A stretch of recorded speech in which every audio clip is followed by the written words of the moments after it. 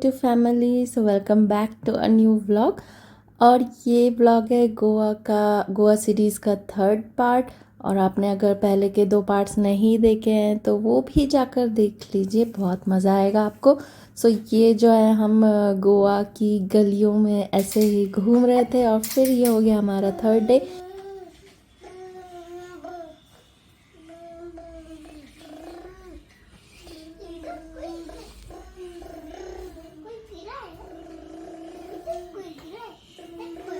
जैसे भी दिखाओ जरा ना।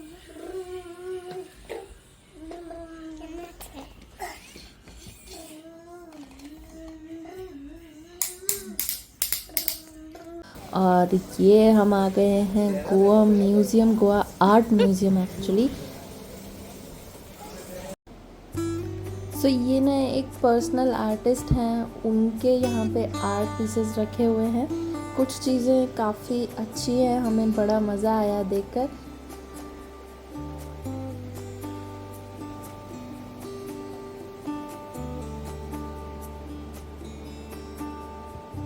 ये देखिए, ये एक ऐसे बोट बनाई हुई है और उस पर सारे भगवान रखे हुए हैं और वो बोट जो है हमेशा ऐसे स्विंग करती रहती है। सो देखने में बहुत अच्छा लग रहा था, ये देखिए।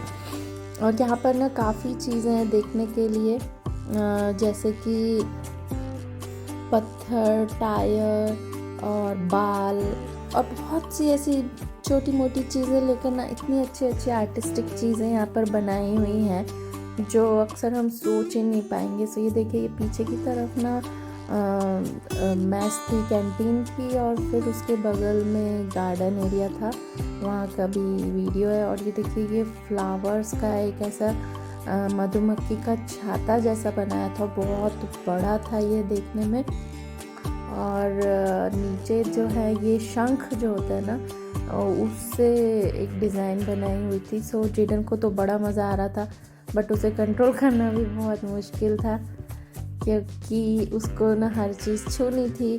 बिकॉज़ ऐसी चीज़ें तो हमें भी छूने का मन करता है, तो वो रुक ही नहीं रहा था। मैंने करीब 100 बार उसको बोला कि ये मत टच करो, वो मत टच करो, बट वो सुनता ही नहीं था। ये देखिए, ये सब जो है वुडन कार्विंग से बनाया हुआ था। और ये देखिए, वो जो मैं बोल रही थी ना, शंख से डिज़ाइन बनाई है। सो ये है वो डिज़ाइन। सो सामने से बहुत ही प्यारी लग रही थी, वीडियो में चाहे थोड़ी नॉर्मली दिख रहा होगा, बट सामने से बहुत अच्छा था। और ये देखिए, चिलीज़ जो कि इंडिया का एक बहुत ज़रूरी पार्ट है इंडियन खाने का। और ये देखिए, कितने बड़े बड़े वास रखे हुए थे। सो ये सब कुछ सोच है हर एक जो यहाँ पे आर्टिस्टिक चीज़ें रखी हुई हैं, उस हर एक चीज़ के पीछे एक बहुत अच्छी सोच है। जैसे कि ये देखिए, ये मिर्चियाँ लटकी हैं और हर मिर्ची का जो है भेष अलग है। इसका मतलब है कि जो मिर्ची है वो इंडिया के खाने का एक बहुत अच्छा पार्ट, बहुत ज़रूरी पार्ट है। और वो हर स्टेट में जाके अलग अलग रूप में खाई जाती है और वो घुल मिल जाती है। जैसे कि यहाँ देखिए, हर मिर्ची का जो है आपको कवर जो है अलग दिखेगा, जो कि दर्शाता है इंडिया के ही डिफरेंट पार्ट्स। सो हालांकि हम इतना डीपली सोच नहीं पाते, हमें तो बस ये मिर्ची अच्छी दिख रही थी तो हमने फ़ोटो खिंचा लिए और वीडियोस बना लिए, बट ये बड़ी मज़ेदार थी देखने में। और ये देखिए, ये भी वुडन से ही बनाया गया है, बहुत ही प्यारी प्यारी चीज़ें थी। ऐसा लग रहा था कि हम देखते हैं। और इसी देखिए, ये जो है ना, ये पीस, इसमें भी भगवान रखे हुए थे। और ये देखिए, ये शेर बनाया हुआ है। सो ऐसे काफ़ी सारी चीज़ें थी, टायर और मतलब जो भी हमारा कह सकते हैं इंडस्ट्रियल वेस्ट भी होता है ना, वो सब यूज़ करके भी यहाँ पर चीज़ें बनाई हुई थी। काफ़ी सारे पीसेस थे, आप देख देख कर थक जाएंगे। और काफ़ी अतरंगी थी, मतलब हमें तो इतना आर्ट समझ में नहीं आता। सो जिसकी सोच इसमें गई है, वो सोच के बनाना और उसे एक एक शेप देना, वो एक बड़ी बात होती है। क्योंकि हम लोग तो बस ऐसे देखकर चुप हो जाते हैं या बस हंस लेते कि अरे ये क्या है, वो क्या है। बट कोई चीज़ सोचकर उसे एक रूप देना। ये देखिए, ये एक विमेन और स्ट्रॉन्ग विमेन को दर्शाती है ये वाली मूर्ति। So guys, this is a cotton. So basically हुआ क्या था in the 13th century, there are books written जो मिस्टर सुबोध ने जो बताया कि बेसिकली यूरोप में लोगों को लगता था कि कॉटन जो है, कॉटन एक्चुअली इंडिया में प्लांट होता था, तो उनको लगा कि कॉटन पेड़ शिप पैदा करती है, तो that's why he did this to mock them or to do a fun of the cotton के ऊपर शिप का सर लगा के।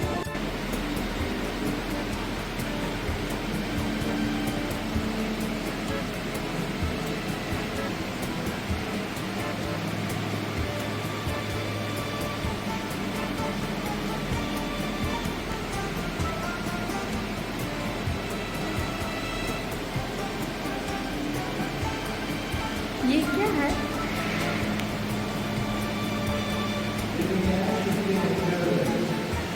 ये मशरूम वो सब है क्या?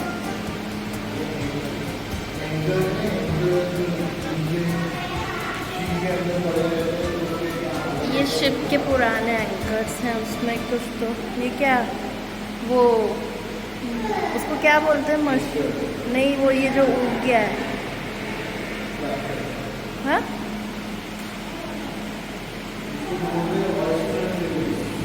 ऑयस्टर शेल्स लगे हैं इसके। ये सब एंकर हैं शिप के पुराने। और ये ऊपर ये भी कुछ समुद्र के अंदर।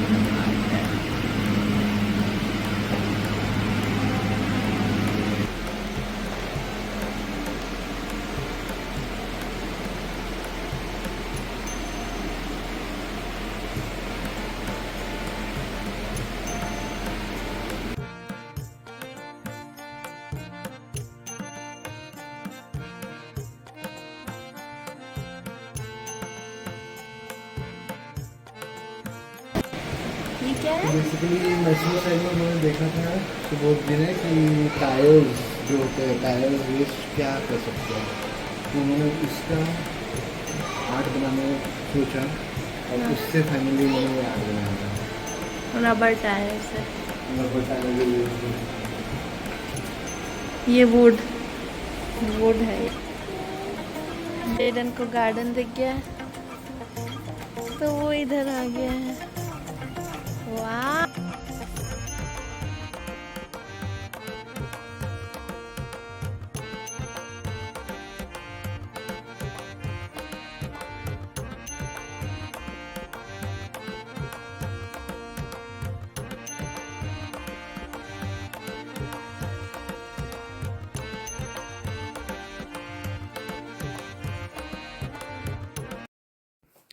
यहाँ आप देख रहे हैं ये जेडन को बाइक दिख गई और उस पे ये मंकी बैठा हुआ था। सो जेडन की आंखें जो हैं खुल गई क्योंकि उसे दोनों ही चीज़ें बड़ी पसंद है। सो वो बोलने लगा ये बाइक है और उस पे बंदर बैठा है। आई डोंट नो उसके पीछे आर्टिस्टिक थॉट क्या थी इसे बनाने के पीछे। और देखिए ये ऊपर जो है वॉल पे ये शैतान के कुछ 5 फॉर्म्स थे। और बस फिर हम यहाँ से निकल गए थे। आयरीन तो पूरे टाइम यहाँ पर सोती ही रही और फिर जो है वो कार में उठकर बैठ गई थी। और देखिए अब हम कहाँ आ गए, ये है सिंघम पॉइंट। सो पहले हमें लगा ये जो एरिया है ना जहाँ मैं खड़ी हूँ वही सिंघम पॉइंट है, बट नहीं, इससे आगे जाकर था। बट यहाँ पर ना कोई रौनक उतनी, मतलब शॉप्स वगैरह नहीं खुली थी, वो बंद थी। मे बी ये थोड़ा ऑफ सीज़न है उस वजह से। सो यहाँ पे कुछ एक लोग ही खड़े हुए थे, दोपहर का टाइम था। सो अभी हम लोग ना थोड़ा आगे जाएंगे तो आपको सिंघम पॉइंट भी दिखाई देगा। हालांकि काफ़ी ह्यूमिडिटी लग रही थी इस टाइम पे। और यहाँ देखिए, यहाँ पे आपको दिखेगा बड़ा सा समुद्र का व्यू। और यहाँ पे एक बीच भी था, छोटा सा बीच नहीं कहूँगी, ऐसे ही सी शोर था छोटा सा। वहाँ पे शायद मछली वगैरह पकड़ते होंगे और छोटी मोटी शिप्स यहाँ पर आती रहती हैं। और ये देखिए ये एक जगह मुझे वहीं पे दिखी साइड में, बड़ा प्यारा सा लग रहा था, ऐसा लग रहा था कोई छोटा सा आइलैंड है और पत्थरों से ऐसे लहरें टकरा रही थी। सो देखने में बहुत अच्छा लग रहा था। और ये रही मैं, मेरी गोद में आयरीन चढ़कर बैठी हुई थी और सबकी आंखें ऐसी सूजी सूजी सी हैं, पता नहीं क्यों। मे बी वो बहुत मौसम में ऐसे ब्राइटनेस सी थी, सो इसलिए हम लोगों की आंखें उतनी खुल नहीं रही थी ढंग से। और बस इस पॉइंट के आगे ही ना आपको वो सिंघम पॉइंट दिखेगा जहाँ पर अजय देवगन जो है वो चल के आए थे मूवी में, अगर आपको याद है। जी हाँ, ये है वो लोकेशन। बट यहाँ पे ना फ़ीस थी कुछ तो 100 रुपीज़ की, 50 रुपीज़, आई डोंट नो, अंदर जाने की। हम लोग तो नहीं गए, हमने कहा क्या करेंगे, जाकर वॉक ही करना है और फिर आना है। सो वॉक करने के लिए 100 रुपीज़ देना हम लोग को वर्थ नहीं लगा। सो मैंने यहीं से ही ऐसा वीडियो बना लिया और फिर वहाँ से ना बाहर निकल के हम ये नींबू पानी पी रहे थे। और जहाँ हमने पार्किंग की थी ना, वहाँ पे ट्रैफिक पुलिस आ गई थी और सबके कार की फ़ोटोज़ खींच के चल गई। तो हमारा नींबू पानी जो है बेमज़ा हो गया और हम जल्दी जल्दी पी के भाग गए वहाँ से। और फिर जो है हम निकल गए थे वेगेटर बीच की तरफ।